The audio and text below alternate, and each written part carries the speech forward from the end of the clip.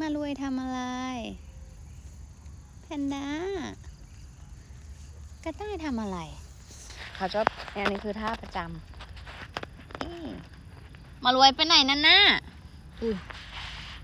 นี่ไงได้ เอา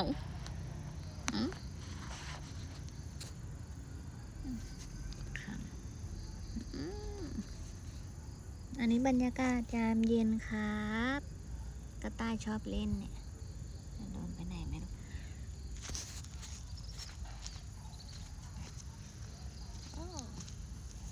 โอ้โหเดินมาหาไทเกอร์เหรอนี่เดินมาหาไทเกอร์